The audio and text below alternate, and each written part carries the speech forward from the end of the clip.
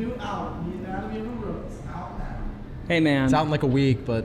I'm interviewing the Big Time's bass player because that's all they gave me press with. It's the Pup Fresh Podcast, Pup Fresh Podcast, Pup Fresh Podcast. All right, it's that time again for the Pup Fresh Podcast, a podcast that still does not have a tagline. On the show this week, I have Jesse Rossi, the lead singer, lead guitar player, songwriter, everything that matters for Take a Breath, the band out of Pittsburgh that still hasn't toured, but they're definitely about to take the country by storm. Jesse's currently on the road playing bass for the Big Time, and he's killing it, I might add. Before I even talk about anything, here's a clip of Take a Breath's song, Anatomy.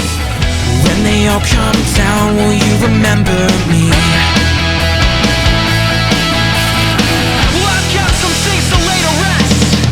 I don't know how to not break your heart, but I swear to you that I'm trying. I don't know how to not leave a scar. I'm getting sick of all these broken promises. I'm getting sick of all the things you do. Hello, I guess it's all we are. All right, that's all that you're going to be able to listen to right now. I know that it sounded great, so if you want to listen to the whole song, head on over to the Pup Fresh YouTube channel. We're streaming it there. It is called Anatomy. It is awesome. I love this song. You can also go pre-order Take a Breath's new album, The Anatomy of a Rose.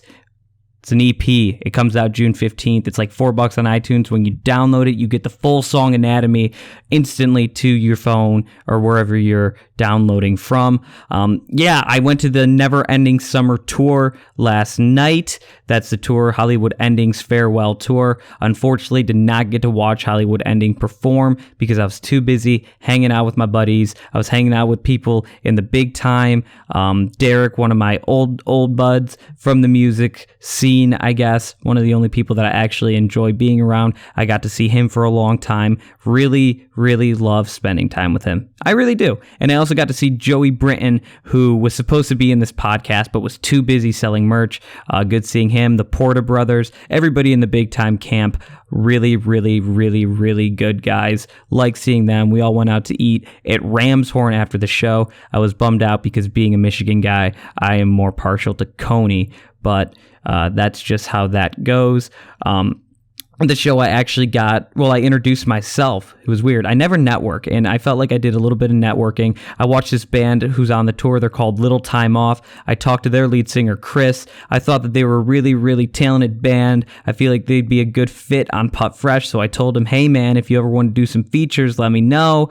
We swapped numbers, something I never do, but I see some potential in that band as well. This week isn't about them, though. This week is about Take a Breath, who have their new album, Anatomy of a Rose, coming out on the 15th. Go pre-order it on iTunes. Had a conversation with Jesse. Honestly, considering the fact that I've only had two human, in real life, actual interactions with this guy, and our conversation, our interview, ended up the way that it did, I think that he's just a remarkable human being because he has the ability to hold a conversation with me. I'm not the most, I'm not like the easiest person to talk to, I don't think. I'm not that cool. I don't even know why I'm doing interviewing because I'm not good at it, but this guy, it just seemed effortless for him. He talked to me. We talked like we were old friends, and it was probably my favorite interview that I've done to date. And it's unfortunate because I know that half the time people will only listen to an interview if they know who the artist is. And since Take a Breath is on the come up, they haven't toured yet. I feel like it's just not enough people are going to listen to it and see, my interviewing abilities. But no, he made it really easy to have a conversation. I really, really appreciated that. Before I recorded this intro, I tweeted out seeing if anybody had any questions. I got 2 total questions. Yeah, that goes to show how much people care about this thing. But no, Trey wants to know, what is your goal for the podcast as a whole? Like, where would you like to see it in the future? Honestly, I don't really know. I think that, realistic future is just kind of continuing to grow it, make it like a weekly thing that like bands take notice of and like management and things like that. And they say, wow, the Pup Fresh podcast, it's a great way for publicity. That's a great way to get a good, solid interview. I want to be known for being a good interviewer. I don't want to do question and answer format. I don't want to ask people, inappropriate things about their porn star names or whatever the hell people are doing for their interviews. I just want to do like solid interviews, conversation type things. And I want like the people that I interview to enjoy it, tell their friends, and just kind of grow it as like make it a thing where people are like, oh, did you listen to the Pup Fresh podcast this week? Yeah, the interview was great. And that I think would be more like, whole like envisioning it, being on like an Adobe radio or anything like that would also be pretty cool. But again, those are things that I don't see happening. It'd be very cool to be like the Howard Stern of pop punk, but do I think that I'm capable?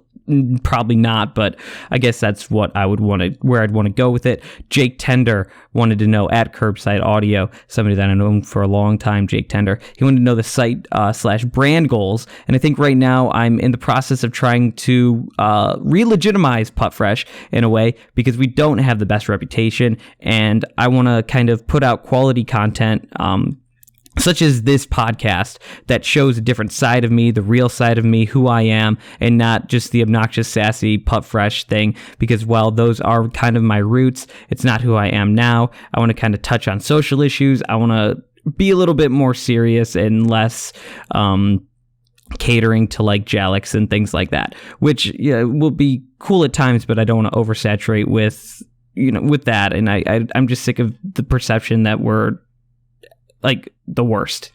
I want to be anything but the worst. But right now, yeah, that's kind of the goal with that. Thanks for the questions, you too. And if anybody has questions for next week, please tweet at Pup Fresh. The interview with Jesse runs about a half hour long. I tried to keep a little shorter because I know that people don't want to invest a full like hour of their life. So I'm just going to get right into it. Again, go pre-order Take a Breath's new album, Anatomy of a Rose. It comes out June 15th, and it's going to be the shit. I'm going to stop talking. Here's my interview with Jesse. Pup Fresh Podcast! Okay, I'm joined right now backstage. What's the name of this tour? The Never Ending Summer Tour. I'm backstage at the Never Ending Summer Tour with Jesse Rossi. Yes. Who happens to be playing bass for the big time, but you should know him as being the lead vocalist. What else do you do in that band? I play guitar. The lead vocalist, write lead songs guitarist, and the songwriter in the band. Take a Breath. How you doing, buddy? I'm good, man. It's good to see you. We saw each other for quite a bit before this, so it's weird. I feel like we got all of our conversation bits out of the way. We did. There were moments where we were talking, and I was like, we should have saved this. Right. And now we're here. I watched you play. You look bored. How was it? I'm being honest with you. You look kind of... It was tough. There was a small stage. It was kind of more, I was focusing on not knocking things over, because it was very cramped up there, and I'm a very big person. Right. But no, it's fun. Bass is different. I'm not necessarily a bassist, but I play. I'm out here on tour with them. Right. Playing bass and stuff. And I'm not just trying to bust your balls there. I just thought that, how many times have you done a fill-in gig before? I'd only ever filled in for a band playing bass one time before. So for me, the last tour I did with them. This is my second tour with them. And so me, knowing what I know, I think to myself, this guy's a frontman of a band, and here he is doing backup, fill-in bass. Is that transition hard for your ego, or are you just happy for the opportunity? No, to be quite honest, I am happy for the opportunity, because this tour and the last one, they were my first tours ever. I'd never been out on the road before. And the Big Time are some of like my best friends, so it was kind of a really cool opportunity, and I'm really grateful for them giving it to me, because I'm learning like way more than I thought I would at 19 about how to do stuff like this. And so you're only 19. Look at 19 you. Look at this week. guy. Look at he's got the look. I don't know. I'm recording some of this on film, but if you look at this guy, he doesn't look 19. He looks like a grown-ass man, a very good-looking grown-ass man. That's how I get into bars and stuff. Really? I've been served at a bar one time in my life. Really? I've never even tried. I'm 1 for 1. They've never asked. See, and now you can't mess with that average. Exactly. I'm batting 1,000. I have to almost wait 2 years until I turn 21. It's crazy to think, though, to me, because I look at you and I look at your band, Take a Breath, who you just, we did that single on our site. Anatomy. And I love it. Thanks, I man. love the song. Thank you. That means a lot. And I think to myself, this guy's only 19 years old. What's that about? When did you start doing music? See, it's weird for me because, like, I mean, I've been playing guitar since I was probably, like, 12 years old, I think, was when I first started, like, teaching myself how to play. But for a while, I was supposed to go to college to play baseball, and I kind of turned that down. And because I kind of I feel like I kind of practiced and trained out of enjoying the basics of the game anymore. And in that time period I started our band, and it was really like my first band I ever played a show with, first band we ever did anything with. Over the past 2 years, it's kind of grown really well locally, and like I feel like I really kind of started taking it seriously when I was about 16 years old. So a little over 2 years ago, maybe. I met you last year at Warped Tour, right? In Detroit, right? Dude, that was, I mean, Joey was there. Joey was there. Joey Britton, who is not doing this interview with us because he's too busy. He has to watch the merch table. He's too busy selling merch for the big time. He's one of my good buddies who I like. Me too. And he introduced me to you, and at the time I was like, I don't want to chill with your friends, Joey. Yeah. Like, I don't want to hang out. I was kind of like, I was iffy because I didn't know, I'd never met you before. Right. And then I made you guys go to Coney. Dude, it was incredible. And I took a liking to you, man. You seem like a really good guy. Yeah, we had some good conversation. We did. And so now here we are almost a year later. This is probably like our second actual conversation that we ever had. Yeah. So I haven't really seen you since then. Yeah, it goes to show you how good of friends we became. I'm just joking. Yeah. Well, I mean, there was definitely like, I left that night. I was like, I like that dude. Yeah. No, you didn't. Cool, He's full of shit. He's full of shit. You got out of the van, and our drummer Mike looked at me, and I looked back at him. I was like, Dan seems cool. Like, Dan's a cool dude. What did exact you words. What did you hear before that? We were warned. Joey was like, listen, he's probably gonna look at you and like just be like, who's this fucking kid? And like, so upon meeting, we were kind of like, I was kind of like, hey man, like, nice to meet you, and we ended up hanging out, and it kind of like, I guess, hit it off in a sense. I mean, we like we're here a year later having a conversation, right? So I guess we didn't hate each other. You were warned about me. Yeah, I totally was. That's hilarious to me. From Derek too. Derek was like, listen, he's probably gonna say something to you that you're gonna be like, oh my god. That's because I bust those guys' balls all the time. That's all I do with them. It's totally, they do it to me all the time. Yeah, that's all I hear all day. You're doing the fill and bass thing. Do they ever throw that in your face like every day? Really? What's that like?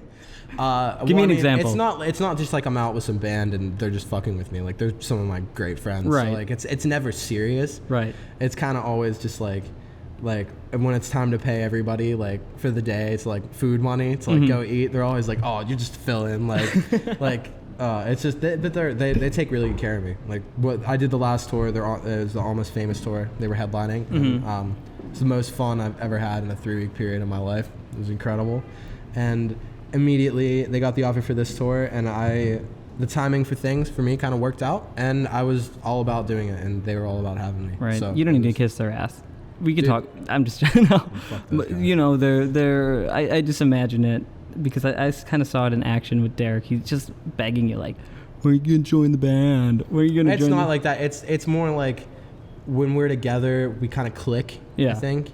And I think everyone kind of sees that, and it's kind of like, I mean, they were in kind of a sticky situation with their last bass player. Like he had other commitments, he couldn't really like put, the time that he wanted to into the band. So I think to have like a fourth member who was all about music and like right. just trying to like play, and I think that like that's something that they haven't really had in the past couple years of their band, and not since I knew him. Yeah, exactly. Every time I thought like I know their old bass player, but I was always like I'm friends with him. He's a great dude, incredible guy. But I always knew the big time kind of when I saw them as being like Derek, Aaron, Brandon, and even Joey really, and Joey, and whoever they had filling in with them.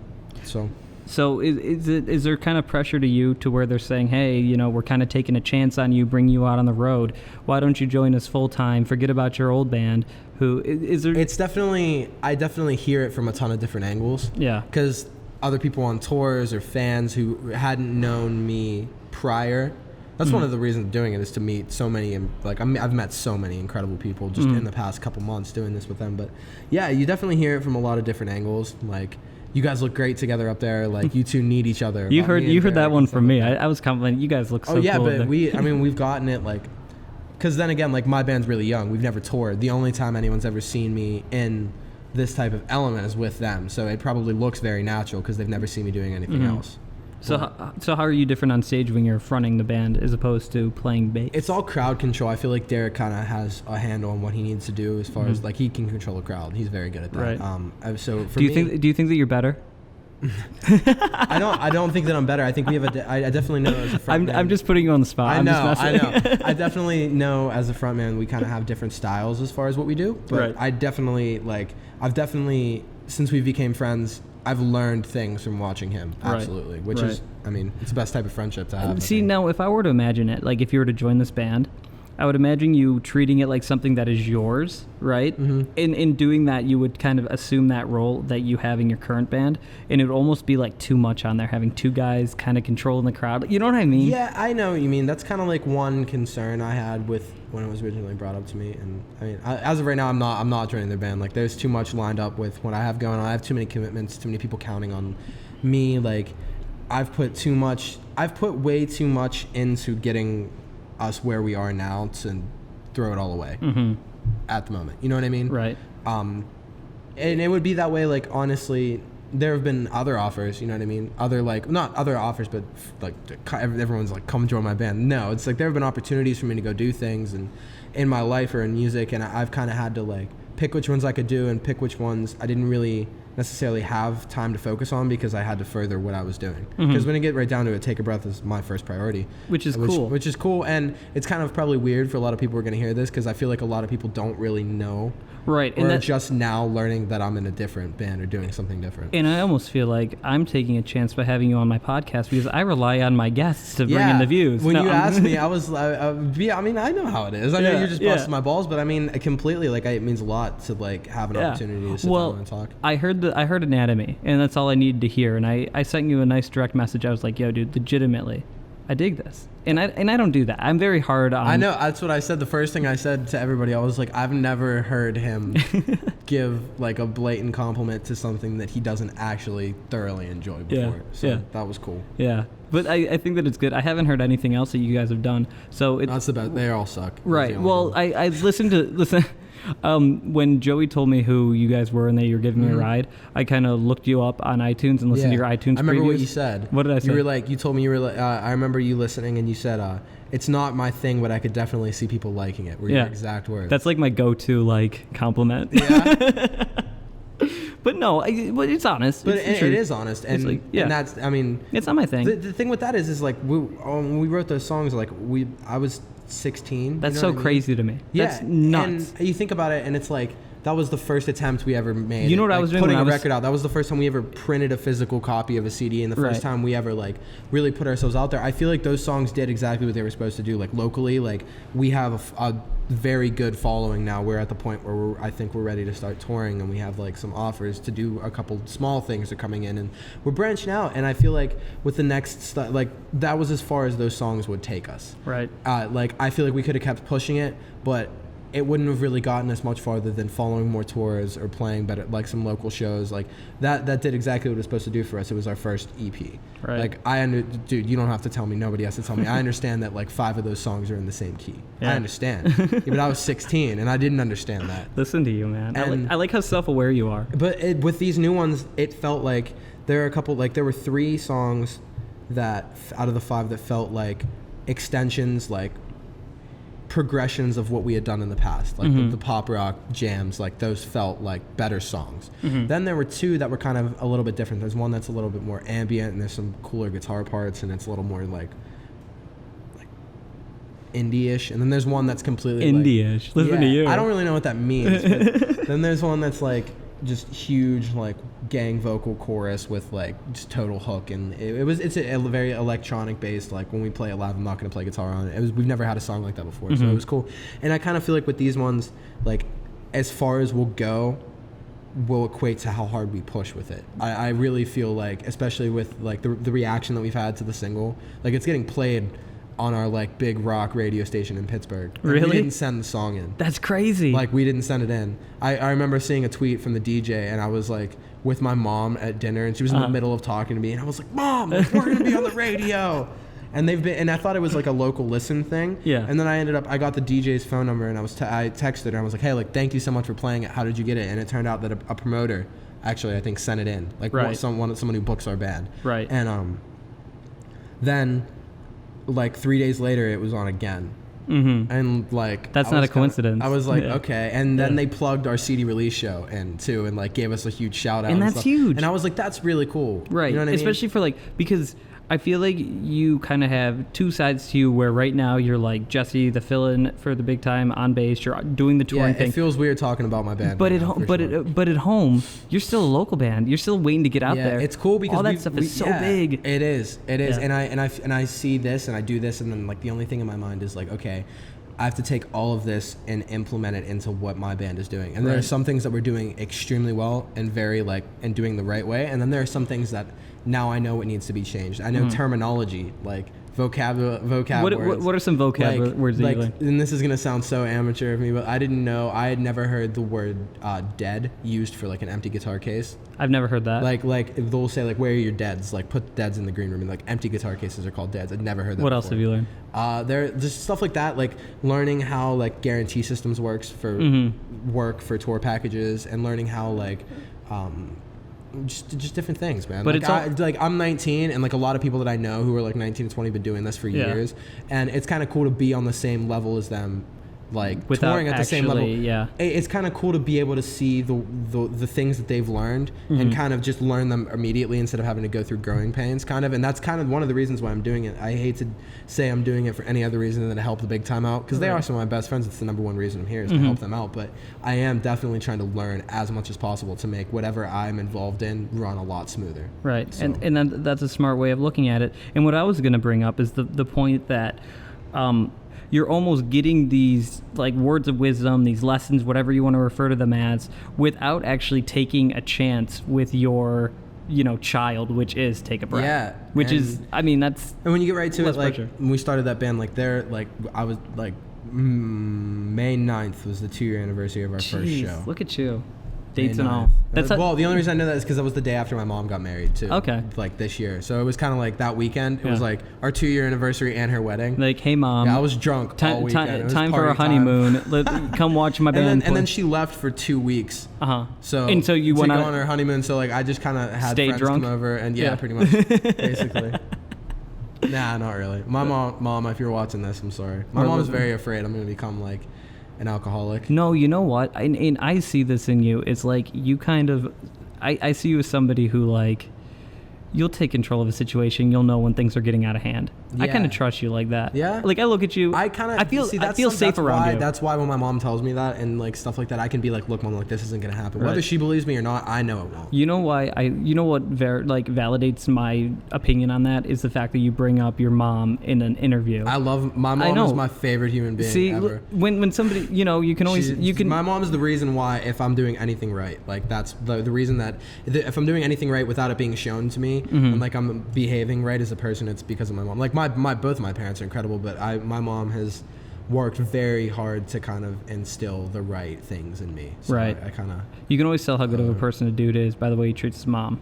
And Oh my god! Yeah. My Look at you. biggest pet peeve is when I go over like a friend's house and they treat their parents like shit. Like, I mean, I get in shouting matches with my dad and stuff, but when your mom's different, I feel like for like a son, like your dad you can kind of fight with a little bit, but like your mom, it's kind of like you have to like my mom is the most important woman in my life. Right. So I kind of have to. I treat her well. I try to. you gotta. Yeah. I wish and she's probably the number one person that I miss. Like if I miss anything when I'm out, I miss her and my dog. Is she like real into the band to where she's gonna be listening to this? She'll probably she kind of steps back a little bit with it. Yeah. She comes to every show that she She's can. a secret fangirl. Yeah, she definitely. I'll catch her definitely jamming to some of the songs. That's gotta be sometimes. cool. Yeah, but she's definitely very like always like what's going on, and it was kind of. I remember when I was like mom, like I have opportunities to go play college baseball, but I can't justify spending like $40,000 a year to not know what I want to study Right. in college. and because I knew I'd fail. I'd either fail, I'd be stuck working. Are you dumb? full-time. Are you bad at school? I dropped out of high school, so it was weird. Like I got a decent GPA, but every class that I was extremely interested in, I got an A's in. Yeah. But like classes that I wasn't interested in, I would like. It would be a struggle to get a C just because I wouldn't be able to focus on it. Mm-hmm. I'm very like. You seem like when I'm talking to you, I don't feel like I'm talking to an idiot. That's why I'm asking. Yeah, thank you. Yeah. That's a good thing. But then again, maybe I'm an idiot. My mom tells me, she's like, I've never seen you apply yourself in any way other than when it comes to the band, when man. it comes to the band. Oh, man. She's like, I've never seen you so focused. I've never seen you so driven. Yeah. And to hear her say that, because I know we used to fight about school all the time. Right. And I just to hear that, so that's good. It means I'm moving in the right direction. I think that baseball story is funny though, because you had a chance to do college baseball. All that I wasn't that great at baseball. I mean, I was pretty good, but then I had 2 shoulder surgeries and missed Dude, I missed 2 I got hurt a consecutive couple seasons. times. That was one of the reasons why I stopped. Well, it was right before high school ball too. I mean, I ended up making my freshman team. Rotator cuff? No, it was labrum. Oh, that's even. Oh. I had both shoulders. It was a whole mess. It was. But what ended up happening is like I kind of fell out of love with baseball, and that's when I really fell in love with music. Me too. You know what I mean? I think I said this. If I didn't say it now, I said it earlier. I kind of practiced myself out of liking the game as much as I did. Right. We were talking about this earlier a little bit too. A little bit. Yeah, it's definitely. I mean, I miss it, man. I miss it every day. It's to the point where I can't even like watch games sometimes because I remember like I'm a Pirates fan 'cause I'm in Pittsburgh, and we had like 20 straight losing seasons. And then we got like into the playoffs, and I remember like the feeling in my stomach when I saw us walk onto the. I was like, this is incredible. Yeah. Like it made me miss the game so much. But I'm definitely See, I played 1 year of middle school basketball. Yeah. And that was I only made it because I was more aggressive than everybody. I did it on Heart Alone. I was just throwing elbows and stuff, That's great. And Just I was like, bows. and I was like taller and fatter than everybody at the time. I was very tall. So I played basketball. I was always more of a shooter, but I was so much taller. Oh than no, everybody. I was like rebounding like crazy, and that's what I miss more than anything. Like I don't really miss baseball because I don't know. My freshman team, there were kids on the team crying, and it just left a bad taste in my mouth when I'm watching a freshman boy cry. Yeah. And so I miss basketball, but sports. I just miss the competition of it. Yeah. I miss like because I played at a pretty high level for a while, and I miss like the. What position were you? I was a catcher and a first baseman. Okay. It's one of the reasons why I'm probably not playing now. So you got bad knees? No, I'm just. I don't have bad knees, but there were definitely times where they were aching a little bit. Yeah. But it doesn't stop you from trying to jump around on small stages despite being not. tall. Yeah. There are definitely. I hurt my ankle my junior year of high school, and that kind of I feel it sometimes when I jump. Yeah. So, but I don't really feel anything on stage except like what's going on around me. Like I'm into the moment, bro. Yeah, there have been like certain shows where I come off and I'm just like ready to throw up and I don't even realize it because I'm so like adrenaline and I'm out of breath and everything. But yeah, you got to take a breath almost sometimes. Sorry, everybody listening. I had. I get that every day, all day. Well, do you want to talk about where you got the band name from, or is it too embarrassing? I really don't. Okay, we don't have to. We don't have to. Nobody go listen to All Time Low. All right. Nobody listen to Dear Maria because we took it from an All Time Low song, which I mean. At the time was cool. It's kind of frowned upon. I feel like now. Not really. Well, because it's so overdone because they left. But the thing is like they left such an impact on so many people, including me. Like that sounds like I'm like piss off, but like that band was everything to me. This is the way I see man. it, though. I was a huge fan. Where did All Time Low get their name? Newfound Glory. Why can't they be the next? Why can't we be the band that makes having an All Time Low band name cool and legitimate? Right. That's the way I look at it. And you can. Exactly. You're on Pup Fresh. Right. It's like, it's more like for me, there are a lot of bands that do it, but they also try to imitate that band and like the way they look, the way they sound, the guitars they play, the things they use, the things they do, and like. We don't. Right. We don't. I think our lead guitar player has the same, has a Paul Reed Smith, but which is the same guitar that he played. But like, who's he? That Alex Gaskarth played the same guitar the lead singer played. But like, of course, in no way, like none of our songs rip off of theirs. Which it seemed like none of our we don't try to market ourselves the same way that they were. We don't brand ourselves the same way. We haven't necessarily branded ourselves at all. That's one of the things we're working on legitimizing with this album cycle is Take a Breath as like when you see a symbol or when you see this or when you see that or the way you're working on it. You're still it's a work in progress. Yeah. It's weird because I feel like we have such a local presence and I kind of feel like I've been introduced to all of this almost before I should have been. Right. And so like no, it's just preparing you, man. illegitimacy with my band is almost kind of keeps me quiet in a way, because I'm like, okay, all these bands are doing real shit. Right. Or like they're all way farther along than we are, but I'm on the same tour as them. Right. So I'm kind of like, okay, if nothing else, I know what I need to do now. I have a list in my phone of things that we need to get in order. I have a game plan. I have Is that a list? Are you updating this list like every day? Is that like a real thing? Dude, do you want to see my notepad, man? I don't want to. Well, it goes. Yeah. Really? Yeah. And it's not all song ideas. Like I write journal entries. I'll write stories, and a lot of the times when I write, I find that like I have too much going on in my head to like focus on one thing. But if I write out my thoughts, then I can write a song later based on those thoughts. Or whereas if I'm just trying to think about what I was feeling, it never comes out as well. It's just writing, man. You hear it all the time. It's like writing helps every aspect of your band, because it's not just songwriting. It's like lists, it's to-do lists, it's things you need to do, like things you like, things you don't like. I mean, if you're a songwriter and you're in a band, then it's not like you're a songwriter and you're not a writer. Like that's what you do. You're a writer. Like that's game over. That needs to be the way. And I fought it for a long time. I never wrote anything down. I tried to keep it all in my head. And as soon as I started writing everything down, I immediately felt like I got more done. Right. And I didn't. I just had it more organized.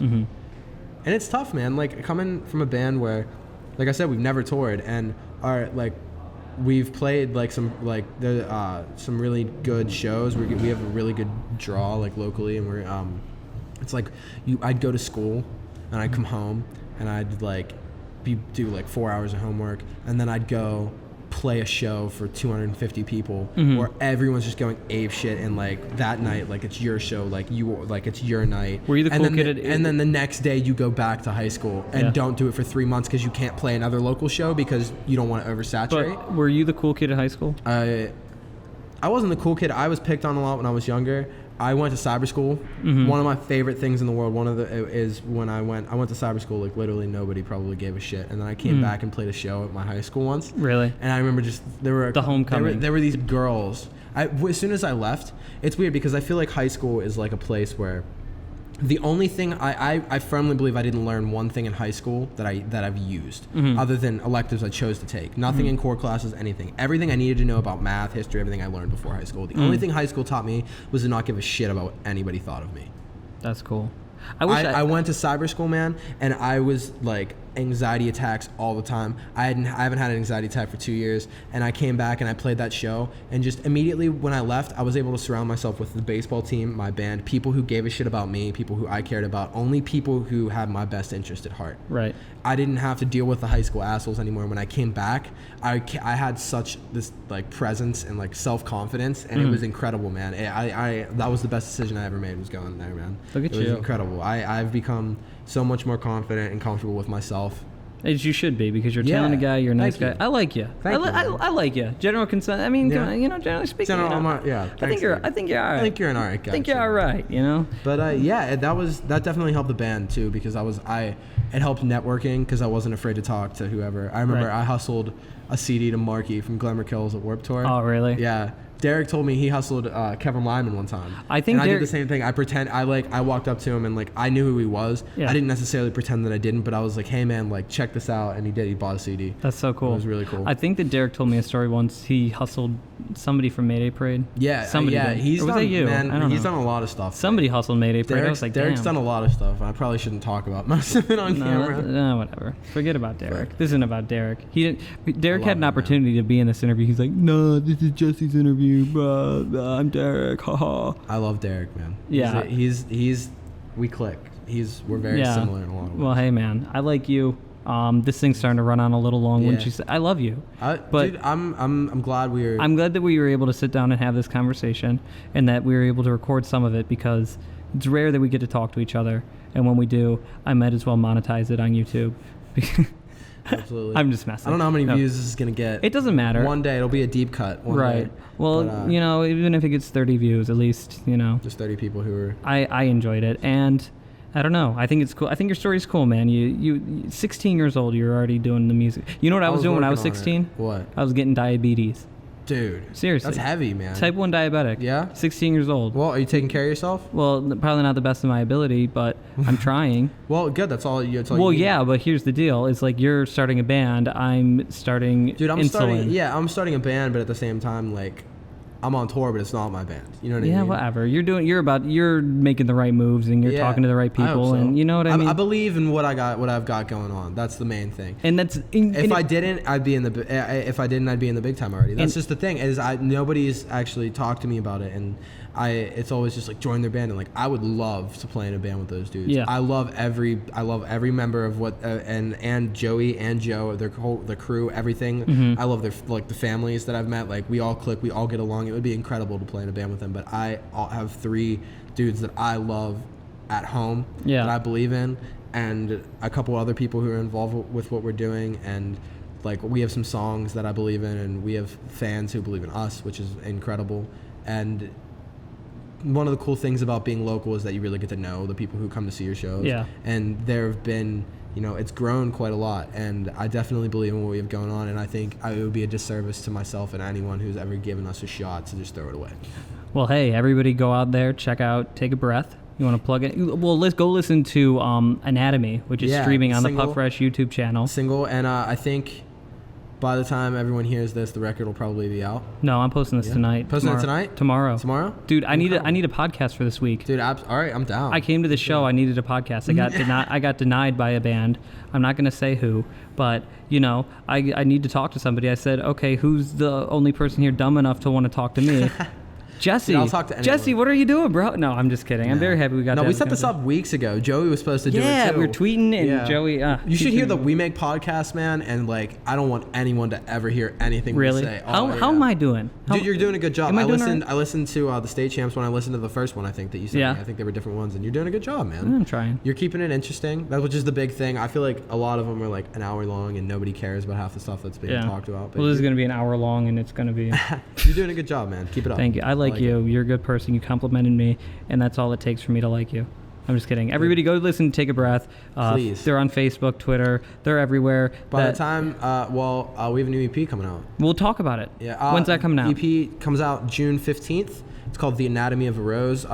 It's up for pre-order on iTunes, Amazon. And when you pre-order, don't you? Everything. When you pre-order it, you automatically get the single Anatomy downloaded digitally for free to wherever it is you pre-ordered it from. And I haven't heard the album, but I can only assume that it's great because I like the song Anatomy. I'll send it to you. Joey Britton's favorite song is a song called Venomous. You know what? I don't want you to send it to me. I want to buy it on the night that it comes out. Yeah? I'm going to do that. I'm looking forward to hearing your I'm going opinion. to pre-order. I want to hear what you like, because there were definitely a couple songs that were experiments. Yeah. And I want to hear what you liked about the songs and what you didn't like, because they're like, it was definitely, it's a growth. So I want to expand on the parts that people like. Mm-hmm. Well, I look forward to having that conversation with you. Awesome. I can't wait. All right. Because I know you'll be honest too. That's all I do. That's all I do. Awesome. Everybody check it. That's all I can ask for, dude, man. I feel like no one's honest. Yeah. Everyone's always just like, you're still great. I'm like, no, I'm not. No. I'm 19. I'm not that good yet. Well, dude, I wish I was like you when I was 19. You know what I was doing when I was 19? That makes me feel good, because 90% of the time I feel like I have no idea what you know what I was doing when I was 19? I was living with diabetes. Fuck, that was what I thought, but there was no way in hell I was going to be the one to say that. I have a thyroid disorder too, and some kidney problems. Man. Yeah, so you can see why I look up to you. Dude, you healthy young buck. As far as I can tell, I'm pretty healthy. But yeah, man. All right. Well, thank you so much for having me. I think that's it. We're good. Awesome, we're good. Boom. Go listen to them. Take a breath. Let the rest come easy. Oh, God. Hopefully people have stopped listening. Yeah. That was good, man. I enjoyed it.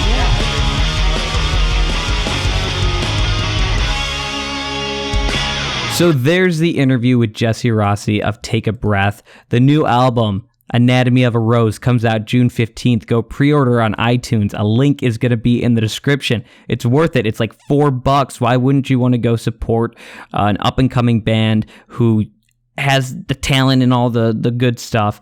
Jesse Rossi, I really believe in this guy. I think that he has a good head on his shoulders, and I think for only being 19 years old, he just gets it. And I don't know, was very easy to talk to, a great person to interview.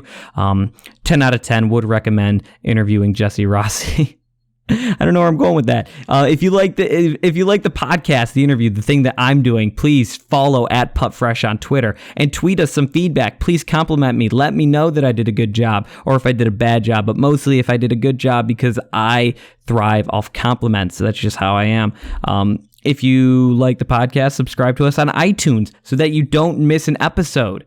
Why wouldn't you just type in Pup Fresh Podcast on the podcast app on your iPhone or in iTunes and just subscribe? Because why would you want to miss me talking to a band member? You know, who wants to miss that? It's can't miss podcast action, I guess I would say. And you can also listen to us on SoundCloud, which I know nobody in their right mind does, but I leave it out there because without SoundCloud, we wouldn't be on iTunes. And if you want, subscribe to us on YouTube, because that's where I post all of the interviews, and that's actually what gets the most views. So subscribe to us on YouTube so you don't miss an episode, and also so that I make money, because I make money from YouTube, and not enough money, not nearly. I do not make a lot of money, but I definitely want to. That'd be cool. I'm not doing this for the money, but, you know, wouldn't it be cool? It's like, I don't walk outside to my car to get paid, but if I was walking outside to my car and found $100 on the ground, I wouldn't be complaining. I don't know who would be complaining if they did that, because I'm just walking to my car to get to my car, not to find, $100 on the ground. You know what I mean? So it's kind of like that, so why not? Why not go for it? I should stop talking, shouldn't I? Because there's a part where the music... It's the Pup Fresh Podcast, Pup Fresh Podcast, Pup Fresh Podcast.